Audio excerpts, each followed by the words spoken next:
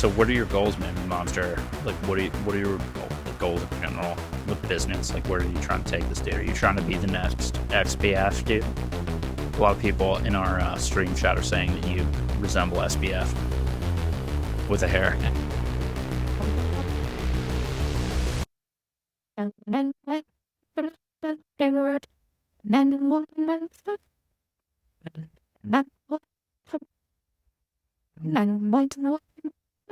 So I got another episode of the One Network here. I got Carson Can't Code with me. He is a big-time serial entrepreneur. Been working on a couple interesting projects that I think you guys are going to want to hear about. I think he's got a come-up story that's going to be highly relevant to a lot of people, especially those of you who are like have a technical skill set or working more in the development kind of lens. Carson, for the early stage entrepreneur audience, can you give like a quick background as to like how you got started as an entrepreneur, and more specifically, like how you started to learn how to code and do all the crazy, amazing things you do today? Yeah, the big thing there was I was a computer science major and I was a college athlete. I played junior college baseball, and I realized that I probably wasn't going to go on to be a professional athlete in my second year of junior college ball because I had something called the yips, which is it's when you forget how to throw strikes. In baseball, Yeah. I had that, and I was having injuries. My velo was going down, so I realized I got to figure something out. So, like over the winter of my sophomore year of college, I started really like taking my major more seriously. Pretty much, I started with no code stuff, built a lot of stuff with that early on. Made some quick bucks. Then I hit limitations pretty quickly with that, so I just moved How over to long ago something was new. that, Carson? Not to interrupt you, but Yeah, just to this give was people context, like how long you've been in the game. yeah. So this was about a year and a half ago, probably closer to a year and 3/4, I'd say. Nice, cool. So what? So you mentioned like dealing into the with the no code tools. What were you doing? Like freelance projects? Did you have clients that you were working with right away? Like, It was a combo of both. Like I okay, made like back when ChatGPT was brand new, I realized that not a lot of people knew what it was.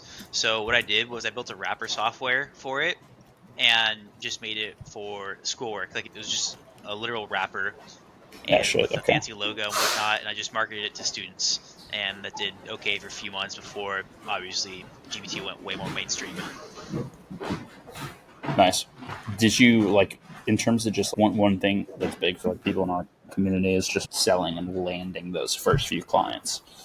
How did you lead gen wise? Like, how did you get those clients and For get me, money? it was unique because I never really did a ton of outreach. I've always been very good at social media. When I was in high school, I had a TikTok account that was just normal stuff with 1 million followers on it. And me just posting about my project, which was my little school software, is what had people like DMing me, yo, can you build like X, Y, or Z? So that's how like I found Yeah, like the first few clients. It was all inbounds for the most part. got it. Cool. And then did you like?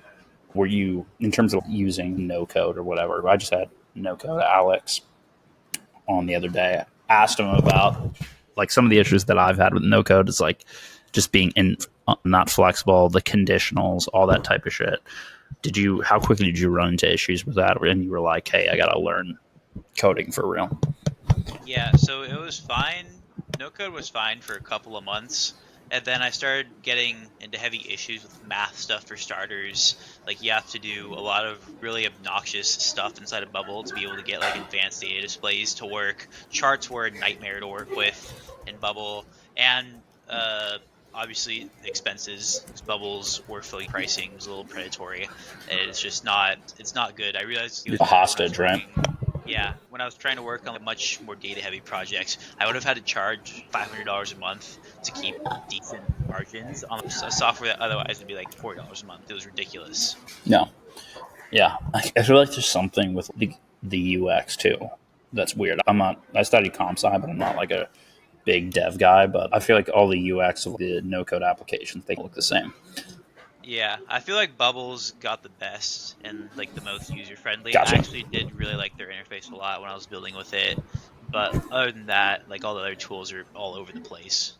Do you know of any enterprise product that uses no code or? I do believe that Haydn's Closify was built on Bubble originally. Yeah, and his new thing is too. I think. I don't Um, think it is. I'm pretty sure it or it isn't, isn't. but I Yeah, could no, be you're I right. could be wrong He's though. saying it wasn't. Yeah, Okay, cool. So when do you are you thinking about like building a dev agency, like leveraging? No, you never had that thing. You were always like a ideas So guy. I did, yeah, I did freelancing like last summer. That was all right.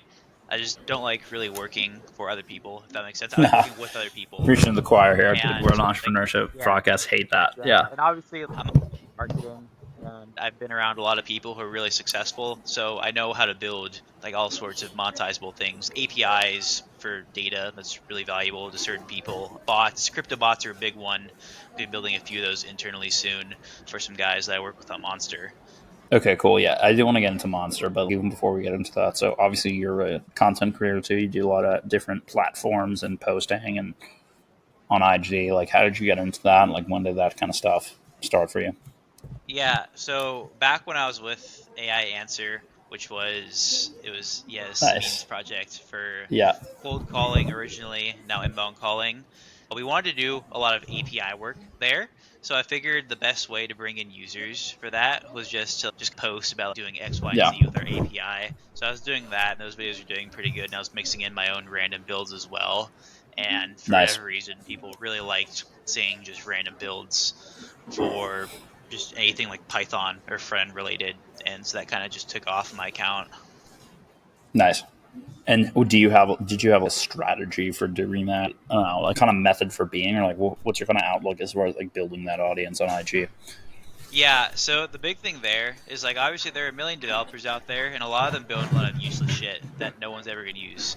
So my big thing was to build like interesting tools that are like interesting to people who I'd want to work for, just entrepreneurs. So I'd build like scrapers. I built one of those little stock tracker bot thingies, like the Nancy Pelosi stock tracker thingies, and I built Okay. some crypto analytics tools. Those are all builds that are in like higher leverage industries. So a lot of people interested in that obviously had money because it was like those, like I said, leverage industries like real estate, crypto, stocks, and betting stuff. Nice. Cool. So with Monster, when did that? When like how does that come into play, or like how do you start building that? What's the genesis Yeah, so of the obviously, company? like I mentioned before, I'm a college athlete. I never really bet in junior college because we weren't allowed to. But obviously, all my friends do it, and I'm a bit of a degenerate now. I've always really loved sports and loved the gambling aspect and the idea of like Okay. actually winning. So I just started building it out as like kind of like a little side project, like just like document on Instagram, gain some what's called just keep building, following, documenting something because that's really big. And as like I kept building it out, just kept getting more and more traction, and I was actually getting results with it. So it turned into what it is now. Like I made connections with the two guys I work with through Instagram, so that's been really big as well. Great. So what like other other than like working on other people's projects, freelancing, doing on your own project, like what are some of the challenges of that, or things that you've had to learn and address? Um, I think managing expenses was a big one because Okay, budgeting. API Yeah. costs are not cheap for sports data, so we had to maneuver around that a little bit. Um, I think that was probably the biggest challenge. Like some other stuff was just making sure that like when you have that much data, like you have to like triple like quadruple check to make sure that everything's flowing properly. Because there are times when testing that certain pieces of data were out of whack and that threw off our projections a lot. So you really have to be like super careful when you're dealing with that much data and that much logic in one place. Yeah. Yeah. What? How are you approaching the marketing and promotion side of this? Yeah, so right now it's been through primarily my socials, and then Okay. we do have brand socials. Obviously, our Instagram account has I believe 1,600 followers now, and we're Nice. also getting ready to launch an affiliate program.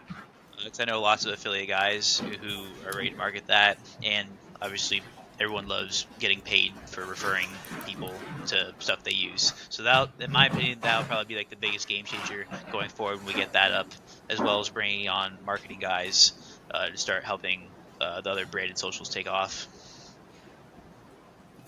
Cool. What from a monetization or like revenue perspective? What's your structure? What's your strategy? What's your outlook as a for the company? How we're doing it. Yeah, like how do you Yeah. plan So on scaling and making money on yeah. it? So right now, like we just run weekly, monthly, and yearly pricing, Okay, and ideally, as we add more sports and more features, we'll start upselling. Like right now, there's no point in it because we had NBA to start, and then we added MLB at the very tail end of the NBA season. So it didn't make sense to upsell right there because then you had people paying for basically either you're paying for one game a day or every couple of days over on NBA, or you're paying for all MLB games or both. So that didn't make sense. But as we add more sports, we can start adding upsells there. And as we add much more advanced features, we can there as well. nice. Do you think the traits or the skills that allow you to succeed in gambling, or at least to gamble consistently, are similar to those that allow you to succeed in business? Oh, yeah, absolutely. Walking through that. So the one big one is you got to think long term because you're not going to win every day, even with like models that are performing very well. There's going to be down days. You just have to push through that. Same with just anything with entrepreneurship. If you quit too early, you're you're not going to go anywhere. As well as having to push through those down times. Yeah, yeah. It's. I think it's an interesting thing to think about. What are some lessons that you've learned, like since starting your own business and freelancing, that you wouldn't have known going into it? Yeah, I do think this. You'll probably find this funny, but number one is to never work with people from Twitter. It's IG is way better, IG and LinkedIn, Really? because Twitter, yeah, Twitter is like all the agency bros who they're gonna They want to sell lowball you the shit something. out of you. Nah, Yeah, like I they're just trying to think like milk even you. like working with yeah, like you're more likely to get screwed over working from people off of Twitter. It's absolutely awful. Nice. Okay, that's an interesting one. Yeah, I do think the other big one is that regardless of what you think, you're not gonna be able to do it alone. Like you need a A team. So co-founder. what's like yeah, it's like a co-founder, multiple guys, where you maybe have a bit of an equity split there because there's absolutely no way I could be able to run this fully on my own. Have you hired anybody from Monster? I have multiple devs now working on it with me, Employees or contractors. contractors? Yeah. Nice. Cool. So another question I have for you is like in terms of just like the you talked about Twitter, Instagram a little bit. Are there any like other entrepreneurs that you follow that have been good mentors? Like how important has like learning from other people been to the degree of success that you've obtained? Yeah, so I would say that so I did the client ascension program for a Okay. bit. That was really solid. Nice. Um, And then what's called my dad's actually probably been a much bigger influence there than anyone from any of these social media platforms Your because my dad's an dad's a entrepreneur. developer. Yeah, He's a he's a developer. developer and he's a Ah, shit. VP of Okay. engineering. So I've learned a lot on the development side and the do's and don'ts as a dev as well. So that's been really helpful there Yeah. because there's not a lot of I guess like serial entrepreneur developers out there that like know what they're doing on No. both sides. Like they're yeah, It's they're hard to do clueless or both. lacking in multiple things. Yeah, exactly. The only like engineer entrepreneur is like Elon Musk. Do you know what I'm Yeah, saying? The like they guy who's all, like technical. yeah. There's the big problem with most developers is they learn development first, then they have to learn marketing. Like I'm a little bit different because, like I said, I had the million You follower can do TikTok both sides account, of it. and yeah, I learned how to market before I learned how to code. Nice. Yeah, that makes a ton of sense. Cool. So, not so be a testimonial for Client Ascension, but I had both of those guys on, or a couple of those guys on who founded that. What do you think is it that make? And I've had people on who also have gone through their program and done stuff. What do you think that about that makes people successful? Is it just like are they selecting people that are good entrepreneurs, or the connections? Like what exactly is helping companies jump off the ground going through Um, that? yeah, so I would say that for starters, their educational material, like their all their courses that you have to go through and whatnot is huge. I learned a lot from all those as well, and I believe they had, I forget what exactly they called it, but they had someone to hold you accountable, like you had to do to sign to you, make sure that you're doing your shit and getting through everything. So that's like having someone to hold you accountable and like let you hear it if you're screwing up or fucking off. If you really need to get that is pretty big as well. And plus being exposed to like their Slack channel has a lot of entrepreneurs in it. Obviously, just like being around like dudes that are Other people. crushing it is also Yeah. just that environment is super big. Carson, how's your work life balance? Do you have a lot of hobbies, or are you pretty much all in on Monster? I gym, I code, and I watch sports. That's about it. And gamble, Yeah. obviously. Nice. That's about it. Any big prop bets or parlays that you've done recently that you want to talk about? I bet smaller unit sizes and kind of volume bet a little more. It's nothing super impressive there because I care more about profit than flashiness there. Cool. Nice. What types of, other than social media, do you use any other marketing channels like cold email or Yeah. SEO, advertising, PPC? So we're gonna work on SEO probably the next couple of months. And as for cold email, you can't really do that with B2C. There's not really You're not anything you can supposed do to. there. Yeah. Yeah, yeah. And then we have tried a couple ads, but Instagram shot them down. So can't really do advertising for gambling stuff, which is unfortunate. There are ways to get around it. I'm trying to figure out how a lot of these sharps and handicappers are doing it. Nice. Yeah. Do you like, have you considered like bringing on, and you're talking about like people that you've hired, but have you considered on bringing on marketers that like are specialists in a specific skill set, like SEO or like ads on our channel? Yeah, Like, we have like thought where about would it. you It's like? just I guess where you thinking as like this entrepreneur trained by your dad, etc., and development, like thinking about the marketing angle. Do you tend to want to come up with marketing takes and ideas on your own? Like you research it, you master that channel, or do you ever look at something like, hey, you know what? I'm just going to invest in this channel or hire this person so who knows how to do this thing. I actually I do very little of the actual marketing for Monster other than through my own personal accounts. So I'm definitely like a big if I can hire it, if it makes sense financially, I'm gonna do that because I don't want to do it. It's just to make sure that I spend my time most efficiently. So I'd much rather be Right. working on training more models and refine tuning and whatnot, as opposed to having to go post and edit social media posts. It takes like probably anywhere from 30 minutes to an hour in my day. So I'm all about hyper efficiency there. Got it. What do you use in terms of productivity tools, time management? Yeah, I use Notion and that's about it. And I don't even do anything Notion for everything. super. Yeah, I really just have a checklist for every day. Like here's what I need to do for this day, and I'll just go down it. That's about it. Nice. Yeah. What's your take on like using Zapier versus like writing out automations manually? I've heard you say some stuff about that I think is interesting. Yeah, I think anyone using Zapier is a fucking idiot because it's those just API calls. You can save so much more money by just either A, chat GPTing code to do what you want to do, or B, just paying someone off of Fiverr to do it. Because you're paying, I forget what Zapier's pricing is, but it's fucking ridiculous. You're paying a ton for the usage. I think it's like a couple dollars something for like a handful, where it's literally free. Like you can do the same thing with a $7 a month background worker on render, if that. Nice. Yeah. It's funny.